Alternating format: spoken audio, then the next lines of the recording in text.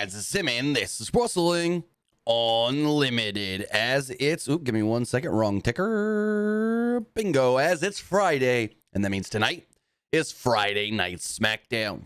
As far as tonight's Friday Night Smackdown does go, I thought this was a really good show. I enjoyed the entire thing from start to finish. I thought they had a lot of good stuff-ish. There was one thing I didn't really like, but there was a lot of good stuff-ish on this show. Again, I'll just say right now, I'm not a fan of the way the Andrade Carmelo match ended just to get us to a triple threat. Like, what? Huh?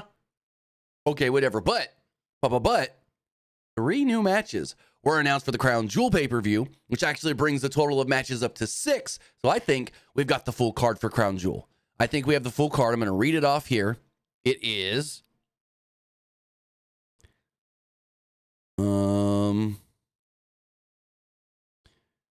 for the Men's Crown Jewel Championship, Cody Rhodes versus Gunther. For the Women's Crown Jewel Championship, Nia Jax versus Liv Morgan. For the U.S. Championship, LA Knight will defend against Andrade and Carmelo Hayes. For the WWE Women's Tag Team Championships, Bianca Belair and Jade Cargill will defend against Piper Niven and Chelsea Green. The Meta Girls, Lash Legend and Jakara Jackson. And Damage Control, Io Sky and Kairi Sane. Bronson Reed will go one-on-one with Seth Rollins, and Randy Orton will get his match with Kevin Owens. So 6 matches in total. I think we got the full card. That should be really good. That should be really good. Give me 1 second.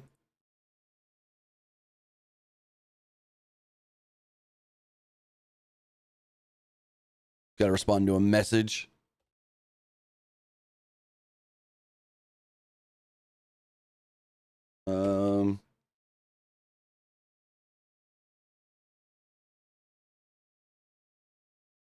Also, Shohei about to score here. Holy crap, he's on third. Gonna tie this game up. All right. Shohei with the 3-banger? Triple? Damn, almost a home run from Shohei Ohtani. Sorry, I got the baseball game on over here. Gotta root for West Coast. Man, that was close to a home run. Anyways, sorry about that. I had to respond to a message. May have some news about Crown Jewel, so I'm trying to correspond with some things and whatnot. But as far as Crown Jewel does go, 6 matches in total now. I think it's the full card. I don't think we get anything else. Triple H likes that 5-6 match card. Got those 2 big Crown Jewel title matches, which that's kind of bullshit, but whatever. My question to you guys.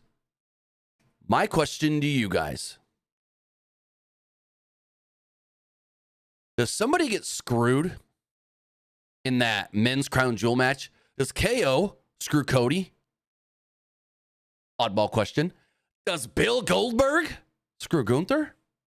That's my big question for Crown Jewel. Is somebody getting screwed in the men's Crown Jewel Championship match? Is somebody getting screwed? But we got SmackDown here. Again, a good show. Brand new tag team champions. Big mega title change. Motor City Machine Guns are now the champions after only 2 weeks on SmackDown. 3rd match. Crazy. Granted, not the ideal way you want to win your title, especially your first title in the company, with help from the OT bloodline, or OG bloodline, I mean. But nonetheless, they've got some sort of we like these guys to put the titles on them. Because they could have done this with any team, really. It could have been the Street Profits. It could have been DIY. But no. To go with the Motor City Machine Guns and put the titles on them only their 2nd week on SmackDown, whoo, I'm loving it. But with that, I want to say thank you for joining us here. Twitch.tv/PWU Unlimited, YouTube.com/Pro Wrestling Unlimited, and podcast services all around the globe like Stitcher, Spotify, Google Pod, Epod, Anchor, iHeartRadio, and so much more. Remember, if you're watching live on Twitch, you can help us out a couple of different ways. You can help us out by hitting that donate button down below, or by donating Twitch bits in the live chat. Remember, donating Twitch bits are the best way to get your comment, question, or concern read live on the air. Also, remember, you can subscribe to the channel one of 2 different ways. You can either subscribe with a tier subscription, or you can subscribe with Amazon Prime, because remember, if you have Amazon Prime, then you have Prime Gaming. Just take your Prime account, take your Twitch account, you link them together, bada bing, bada boom. your Prime Gaming. Also, remember right now, anytime you subscribe to any channel on Twitch, any, whether that's a regular sub or a gifted sub, you get a free month of Discord Nitro. Why don't you subscribe right here, Pro Wrestling Unlimited, and then you'll get a free month of Discord Nitro. It's a good, very good deal because Discord Nitro is $9.99 a month. You're only spending, I think it's now $5.99 a month for a tiered subscription on Twitch. I had to think about how I was going to word that. So, great offer, great deal. Get Discord Nitro for no extra cost. And you get to support a creator like me. But with that, also remember you can help us out over on YouTube. Hit that subscribe button. That way you know when we post new videos. That way you know when we go live. And that way you know we post to the community tab. Also remember, if you want to support the channel in another way, you can do so by hitting the join button and becoming a channel member. Even if you can only subscribe at the $1 tier, we greatly appreciate it. Anything helps. Even whether that's on YouTube right here or patreon.com/PW Unlimited. And also remember, if you want a comment, question, or concern on YouTube, you could donate a super chat in the live chat. That greatly helps as well. Or if you want to just support the channel, you can give us a super sticker that way as well. Keeping all these lights on. We got 1, 2, 3, 4, 5, 6. You got to keep all the lights on. And finally, remember, head over to the Epic Game Store. Head over to the Epic Game Store and buy something. Whether you're buying a new game, whether you're buying an old game, whether you're claiming a free game or getting bucks for Rocket League, Fortnite, or Fall Guys, use this code right here, PW Unlimited at checkout, and you will be supporting us at no extra cost. Right now, the Epic Game Store does have their Halloween sale going on. Plus, you can get into that Alan Wake 2 DLC, The Lake House. I haven't played it myself. I played Alan Wake 2, but I haven't played Alan Wake 2, The Lake House DLC yet. So I've watched somebody play it. Looks really good. And then also remember, if you claim the free games, right now it is Moving Out. If you got friends, if you got kids, get Moving Out. Moving Out is one of the funnest co-op games you could play, like couch co-op kind of games. It is so much fun. My kids love playing it. I've got friends that we play all together all the time. It is awesome. Also remember, Leatherface is in Fortnite right now. So if you're going to go get that skin, use this code PWU NLIMITED for all Epic Games and Epic Game Store purchases.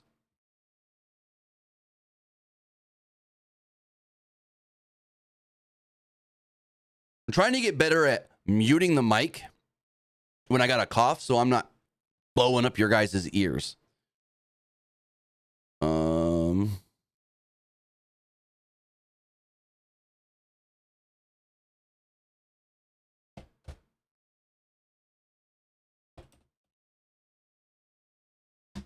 All right. Oh, Dodgers just tied it up.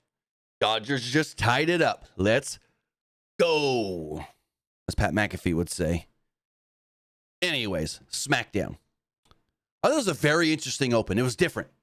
I saw some people were kind of like, It was a little bit kind of too like, meh. I saw some people say it wasn't climactic enough. It kind of just felt like whatever.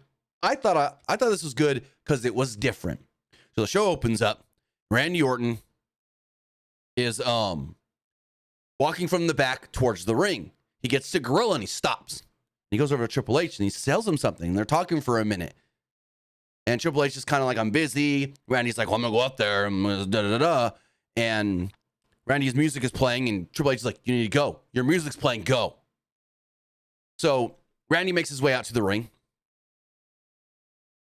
And he's like, all right. So I was told I'm not getting the match.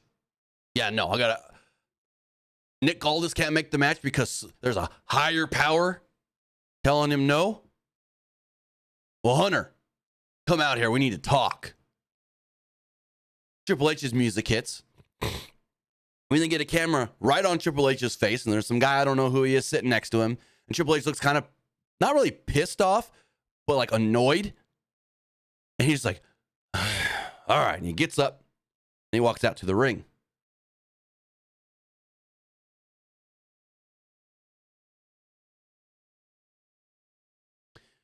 Triple H comes out and he's basically just like, Randy, you're not getting the match. It's not happening. And Randy's like, why? Because you're protecting Kevin Owens? Why are you protecting Kevin Owens? He's like, it's not what it is. Trust me, you don't want this match. You're not getting it. He's like, come on. Why are you protecting Kevin Owens? Why are you protecting him? And he's like, Randy, just listen to me. You don't want this. He's like, no, you don't want this to happen because you're protecting Kevin Owens. Triple H is like, you know what? No, I'm not protecting Kevin Owens. I'm protecting you from Kevin Owens. Crowd then chants RKO. Triple H then goes, you know, we've known each other for a very long time. I was here when you got here. I've known you since the day you started. We've been friends in this business. And you just came back from an almost career-ending injury. I know how bad your back is, or at least was. And I know who Kevin Owens is. And I know what Kevin Owens will do and can do. Kevin Owens is what we call a prize fighter. You came in here, and you were just happy to be here. Kevin Owens came here wanting to be a prize fighter. All he wanted to do was hurt people and win championships, no matter who it was. And I want to protect you before he puts you on the shelf for good. And Randy's like, yeah, no, I ain't buying it. And Triple H kind of gets more annoyed and whatnot. And eventually he's like, screw it. Fine. You want this match? You really want this match? Randy's like, yes. He's like, all right. Well, I'm going to tell you, this is on you if anything happens to you. But if you really want Kevin, you got it at Crown Jewel. So Triple H leaves. Triple H then left the ring, basically saying that he hopes Orton protect himself at all times. So basically what Triple H is trying to get at here, he's like basically saying Kevin Owens is the type of guy who don't care about nobody but himself and his family. Doesn't matter if you've been friends with him for years, friends with him for months. He's going to hurt whoever he has to hurt to get what he wants and where he wants. He knows that Randy is never going to be 100% again, and knows that Kevin can hurt him to the point where Randy could be back on that shelf. Maybe back on that shelf in a way where he ain't coming back. So I thought this was very interesting and intriguing. Basically are telling us that, yeah, Randy Orton's been back. Randy Orton's been killing it since he's been back. But his back is not 100%. And if somebody wanted to, they can injure that back again and take him out. So I thought that was very interesting.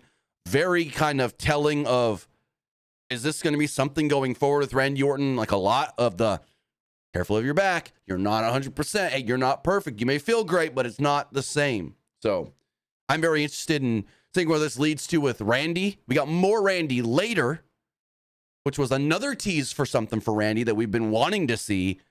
So we go with it for that. So as we move forward, we have what they called Game 7, with the winner most likely getting a shot at the United States Championship. Now we knew it was probably going to be winner gets a shot at the U.S. title. U.S. champion, LA Knight, was the referee. And I loved, I think it was Corey Graves. He goes, Cole, have you ever seen a referee wear a championship belt while refereeing? Because LA Knight just had the U.S. title on the whole time, basically. Excuse me. This match goes 9 minutes and 45 seconds. It ends in a goddamn no contest because of stupid ass ref. I'm not saying LA Knight's stupid or anything, but it was like, this was just so dumb. I did not care for the way this match ended just to get us to a triple threat. So Knight's wearing his vest, wearing his glasses, wearing the belt. And then I think it was also Corey Graves goes, I don't know. I wonder if LA Knight's sunglasses are prescription because he always wears them indoors.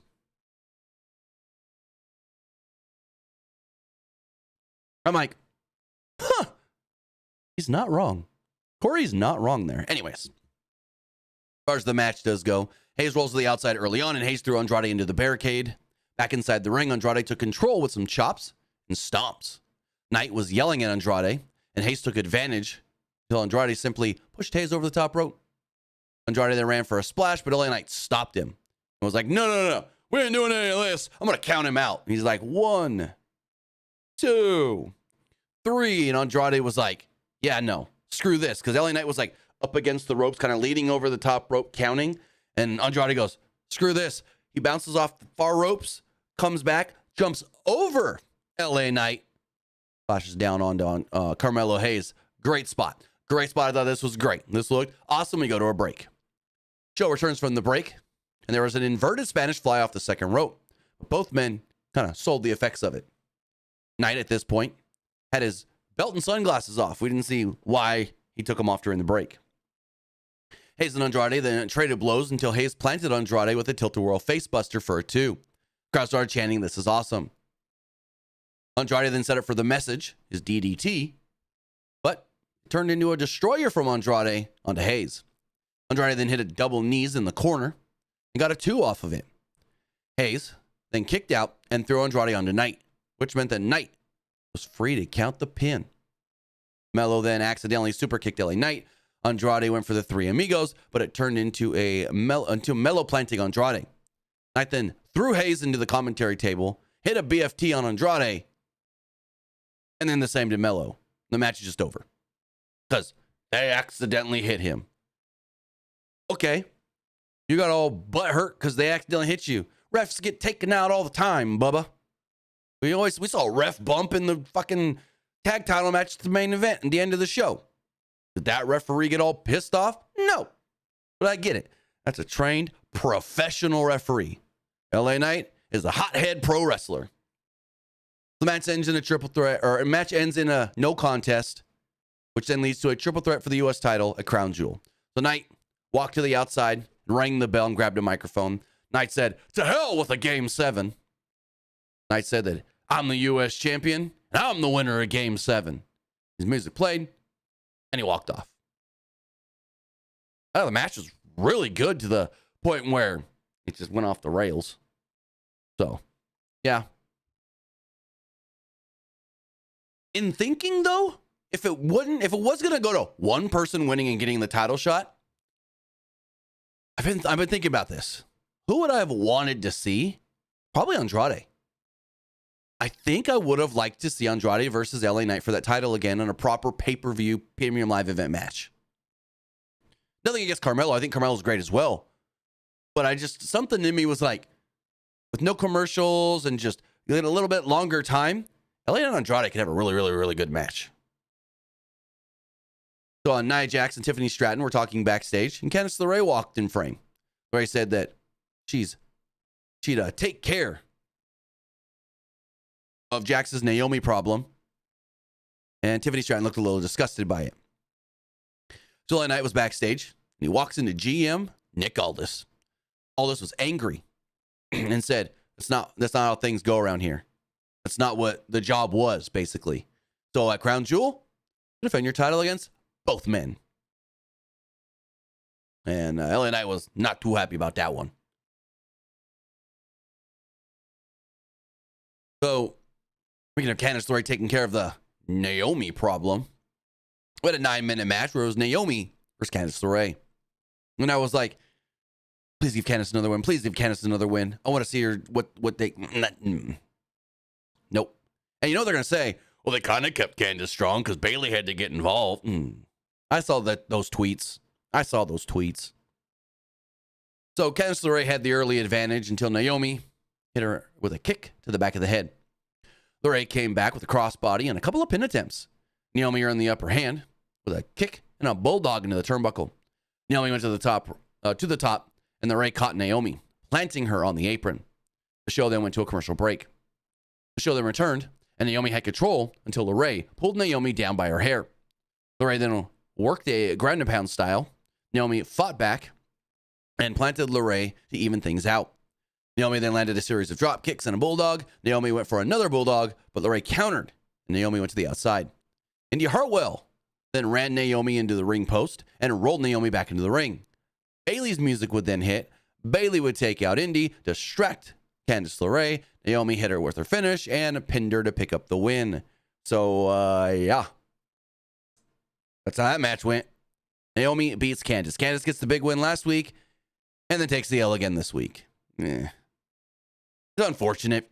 I'd really like to see them do something great on television with Candice LeRae. Granted, she is the Speed Women's Champion, but I'd like to see them do a little bit more with Candice frickin' LeRae. Candice frickin' LeRae.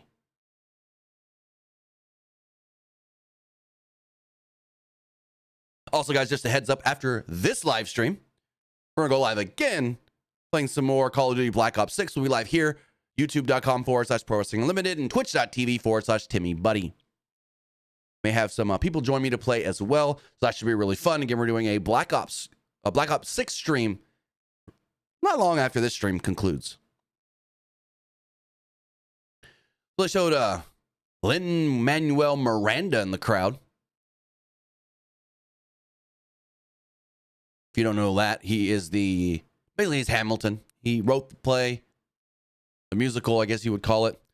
He's written a bunch of music for Disney movies like Moana 2. I think he wrote a new song when he was in Mary Poppins Returns, and he's done some other Disney music as well. Manuel Miranda, awesome. He I think it was like last week or the week before, he released a new album of music that he would put into the Warriors musical if he were to make one. Basically, he wrote and recorded all the music that he would do for a Warriors musical, like the Warriors, the movie back in the 80s, I want to say it was, based off the book. I heard a couple songs from it. Super cool. Really good.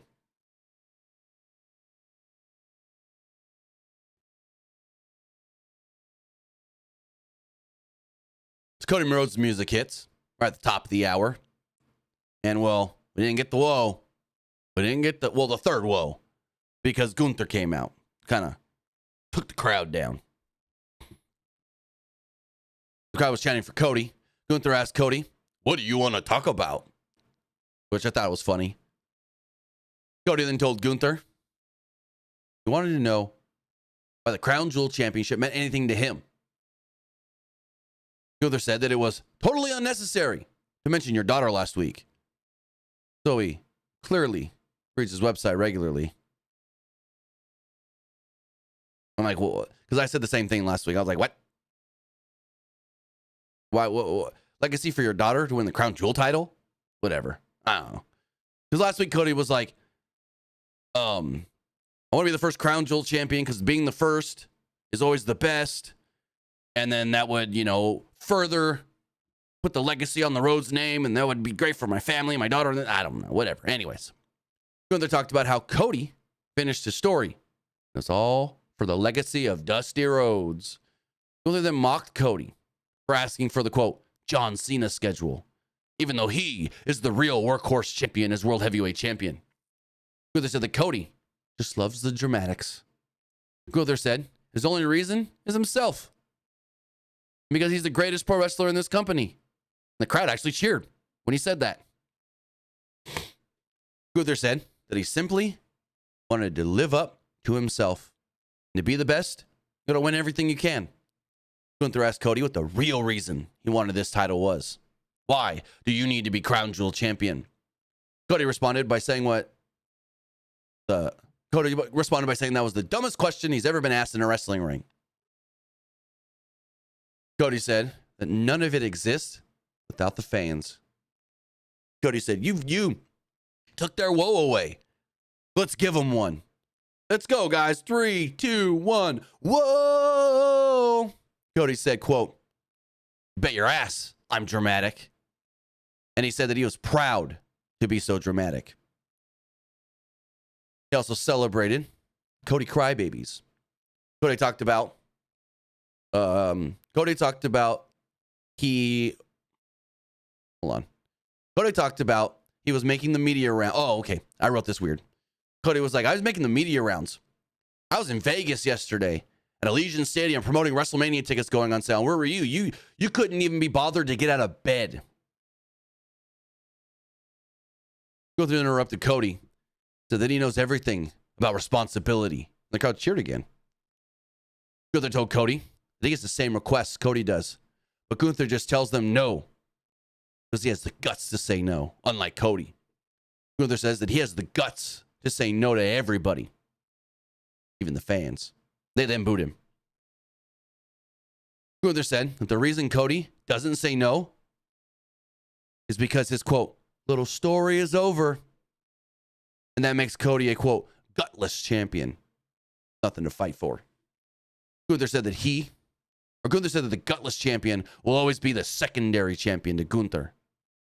Cody mocked Gunther for being a, quote, ring general and said he sees no general because he leads no one but himself.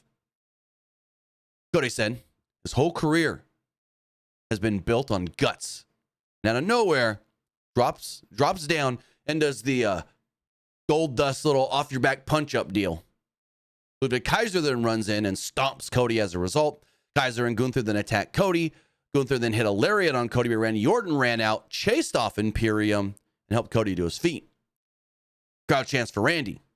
As Cody's music is playing, Randy grabs the World Championship, the WWE Undisputed World Championship, not Gunther's belt, but Cody's belt, looks at it for a second, and then hands it over to Cody. So this is a tease. Randy wants the title. Randy wants the WWE Championship. It's ain't the first time that they've teased it. The question is, when are we getting that match? We know that Cody's doing the Gunther match, Crown Jewel.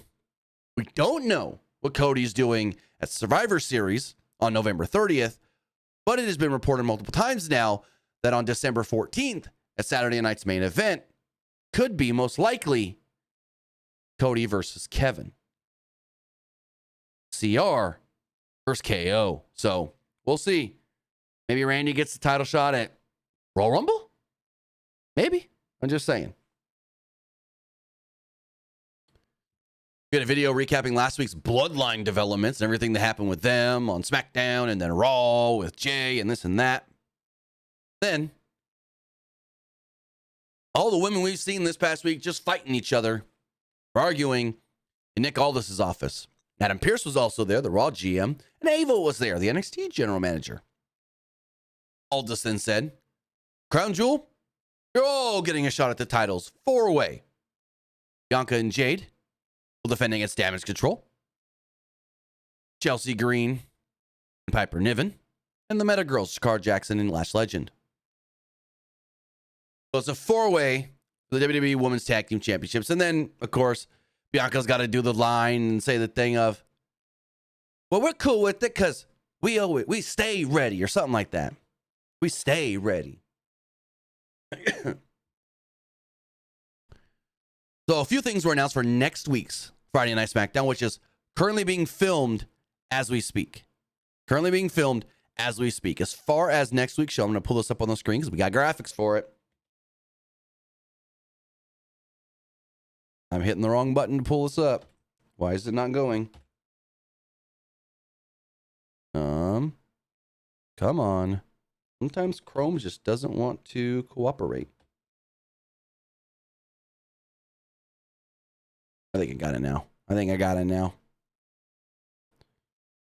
As far as next week's SmackDown does go, first off, we do know there'll be a face-to-face with the WWE Women's Champion Nia Jax and the Women's World Champion Liv Morgan before their big Crown Jewel or Women's Crown Jewel Championship match.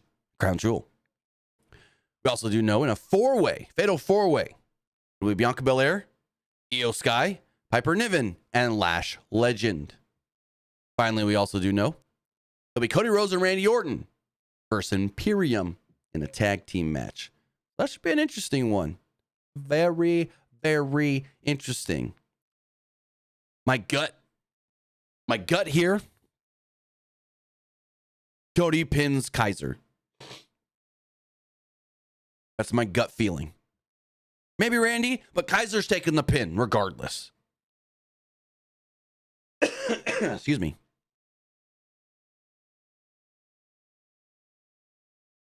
Anywho, we then go on to what they tell us is our main event match of the night. It goes 11 minutes. It is DIY against Motor City Machine Guns in a WWE Tag Team Championship #1 contenders match.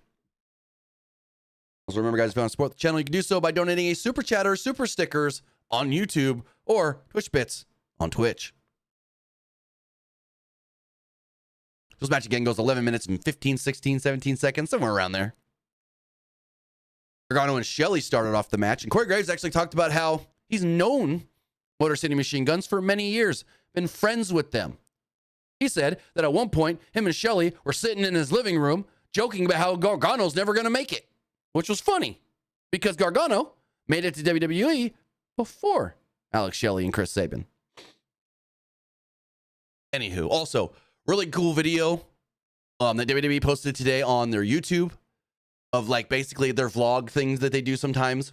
It is Motor City Machine Guns' first day at WWE as far as like getting to the building and just getting the vibe of everything and being there for learning the ropes and whatnot. Hey, go to this guy to talk about this. There's somebody here. And it's really cool because you walk into the building and they go to the merch people and they give them shirts and they're like, oh, those are really cool. They hadn't seen their shirts yet. So they're each given a shirt. Road Dogg walks up. They're like, Brian, hey, what's up? What's up? They embrace with Bobby Roode, who they've known for years from TNA. Bobby tells them, great to see you guys here. Him and Alex Shelley really embrace. Then they're walking in the back and Sami Zayn's just like, what are you guys doing here? He's like, hold on, I'm on a FaceTime, but you guys are here? Like, here? Like, for good? Like, I heard you were signing, but like, it's tonight? Start it? Like, Sami is super excited. They then walk out into the arena area. Corey Graves sitting in commentary, super thrilled to see Alex Shelley. He calls him Patrick, his real name. They hug and embrace. They then meet Jey Uso. They then meet Cody Rhodes. And they just talk about how, as soon as we get to the building, it's work time. Yeah.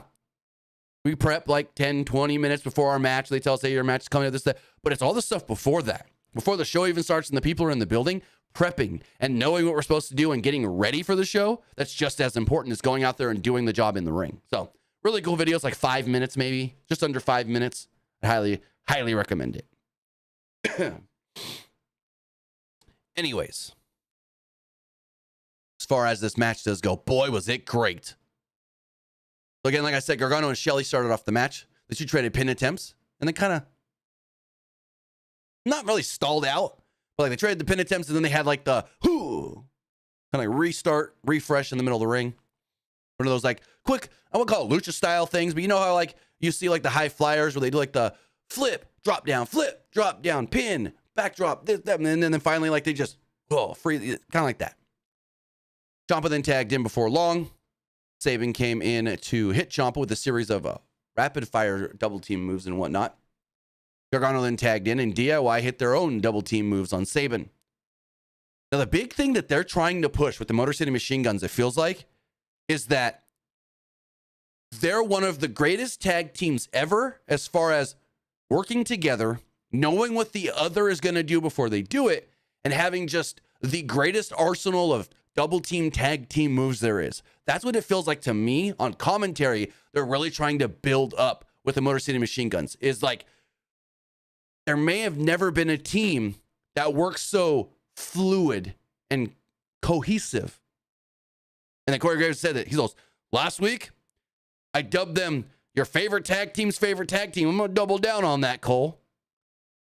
They've been doing this for a very long time, and everybody respects the Motor City Machine Guns. Anyways, back to the match.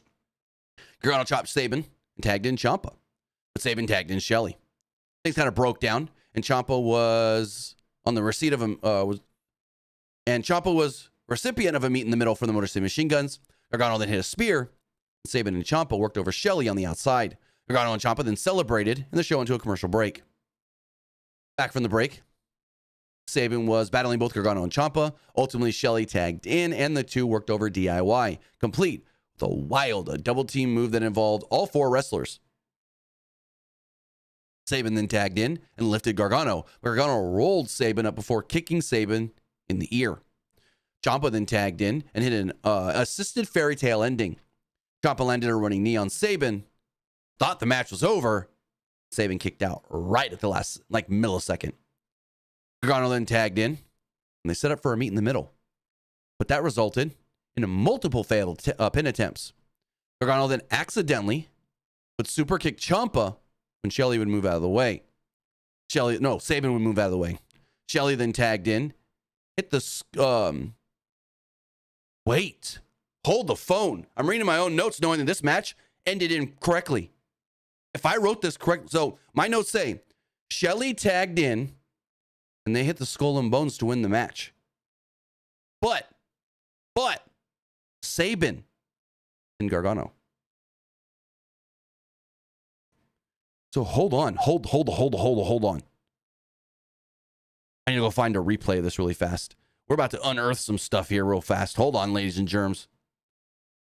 Because there's a chance that the not legal man got the pin in that match. Hold on. All right, give me a second. I'm loading up YouTube TV. Give me one moment. We're going to go to the replay. Sign in. Smackdown on the DVR. I need to check this now. Because I wrote, Shelly tags in. And when I'm watching it in the moment, I'm like, hold on, wait. Hold on. So, but I could be thinking in the main event where Sabin pinned Tama Tonga. So I want to double check this before I say anything more.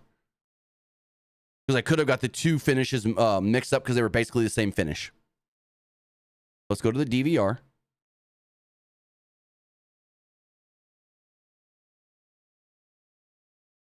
Let's go to the end of the...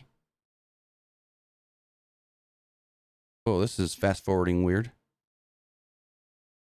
Let's go to the end of the tag title. Almost there. Nope, too far. That's right. I think I got it. Okay, here. So, as I'm watching this, I can't show it on the screen, unfortunately, guys. Not far enough. A little bit farther. Right. I need to go back just a tiny bit more. Go back like 2 minutes. I'm gonna figure this out because my notes. I could have. Now that I'm thinking about it, I may have got the two match finishes mixed up. All right, here we go. Ciampa gets the super kick, roll up. Sabin is legal. Shelly with the tag. Kicks to Gargano.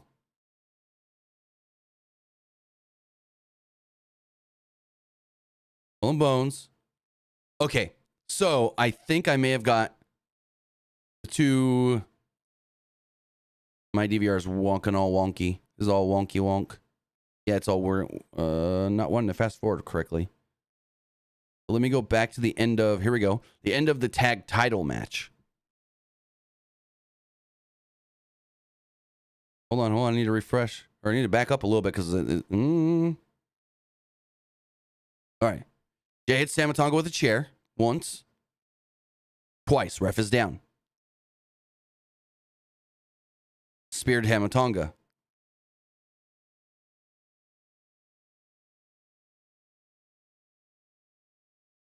Jay reveals it's him. We knew it was Jay. Blah, blah, blah. Trying to wake up the referee. So that's the thing. Who was the legal man here? Because they go for the Skull and Bones. Sabin then goes for the pin. With all the chaos and stuff at the end of that match with the Usos and whatnot, who was the legal man? It must have been Sabin then, because he never actually tags Shelly. Shelly just climbs to the top rope. They hit them. Okay. So I was wrong. I got the two finishes kind of meshed up. Back to this. The match ends. Ciampa is not happy with Johnny. Johnny's like, it was a mistake. Ciampa's like, you kicked me in the face. He's like, I didn't do it on purpose. Yeah, well, I'd be fine. They'd be fine. So, Motor City Machine Guns are in the ring. They're celebrating. They're like, yeah, we won. And then Bloodline's music hits. Bloodline makes their way out to the ring.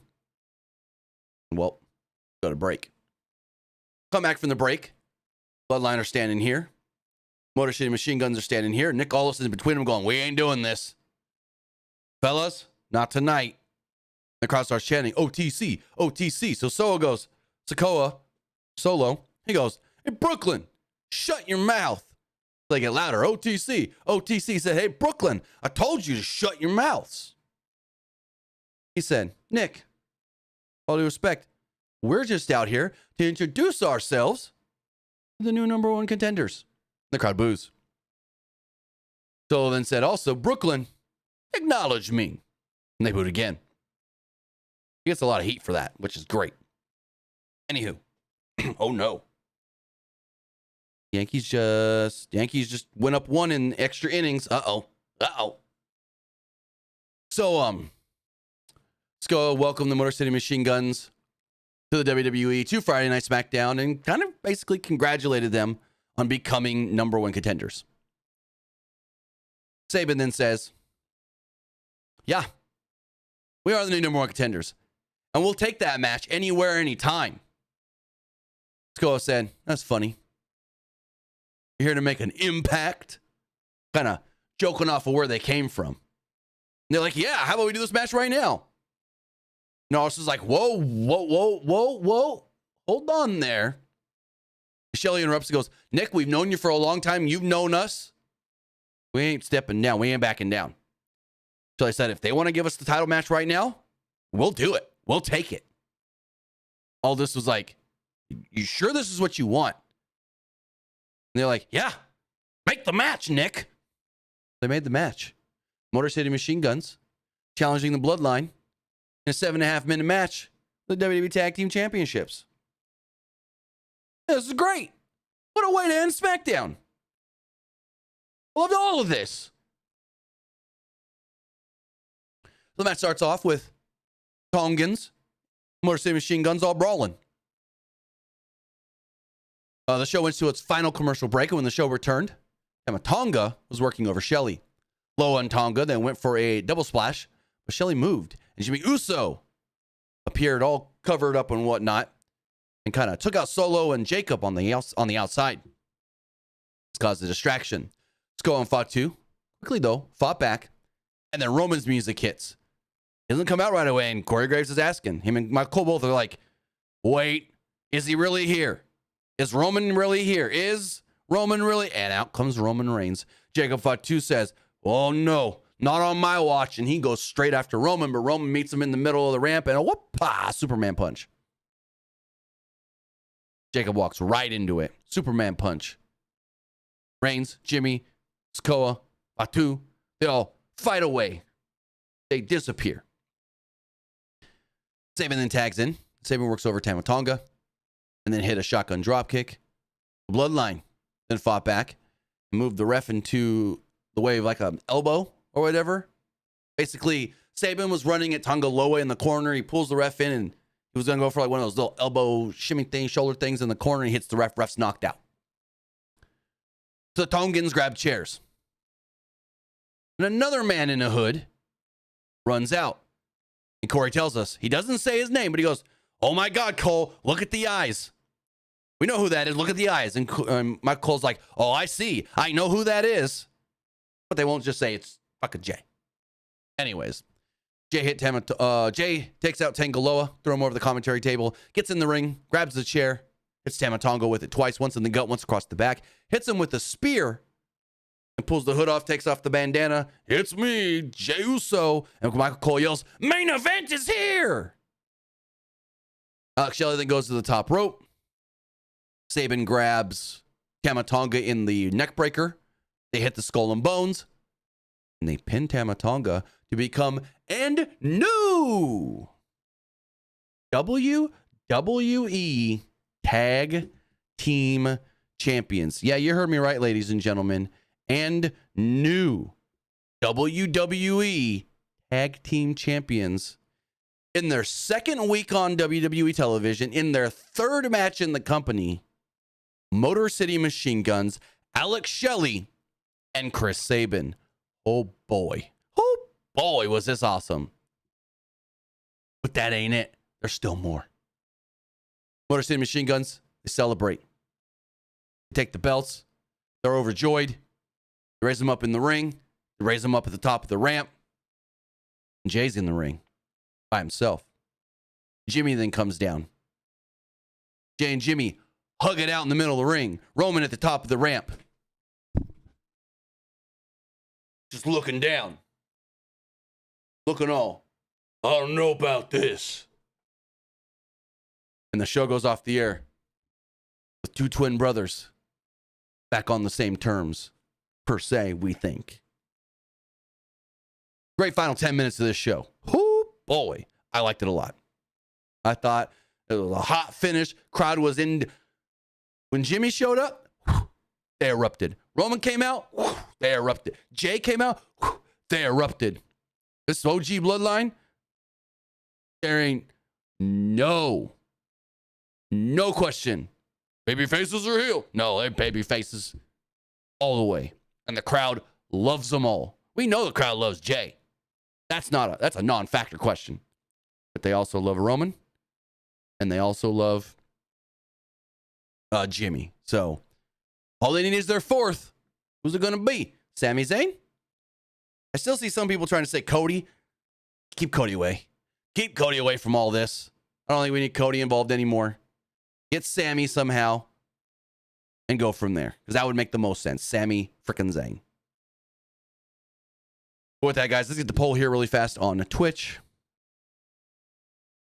What did you think of SmackDown?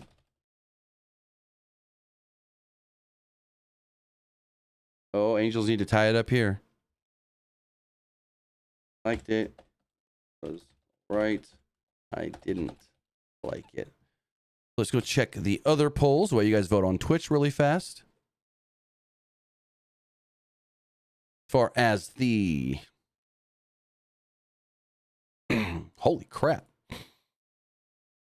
I just saw the Twitter poll. Jesus freaking Christ. As far as the Threads poll does go, 60% liked the show, 40% thought it was just all right. Looking at the Twitter poll, 97% liked the show, 3% thought it was just all right.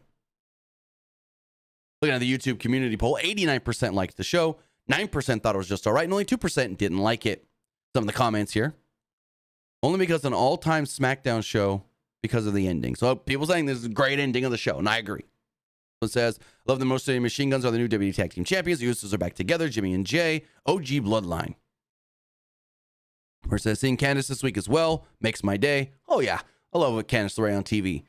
Candice LeRae, for a very long time, was my favorite female wrestler not in WWE. Then she came to WWE, and I was overjoyed. This person says, loved it, and this person says it's pretty good. As far as the live poll does go, 88% liked the show, 10% thought it was just all right, and 1% didn't like it. Finally, everybody that voted on Twitch liked the show. But that, guys, that is going to wrap everything up. I want to say thank you for joining me here. Twitch.tv/PW Unlimited, YouTube.com/Pro Wrestling Unlimited, and podcast services all around the globe like Stitcher, Spotify, Google Pod, Apple Pod, Anchor, iHeartRadio, and so much more. Remember, the night's not over, though, because shortly after I get this podcast edited up, put up on podcast audio platforms, coming back live, youtube.com/Pro Wrestling Unlimited, twitch.tv/Timmy Buddy, and we're playing more Call of Duty Black Ops 6. Had a blast with it last night, and we're playing more. So with that, guys, have a great rest of your night. Have a great weekend, and we'll see you next time. Have a good one, guys.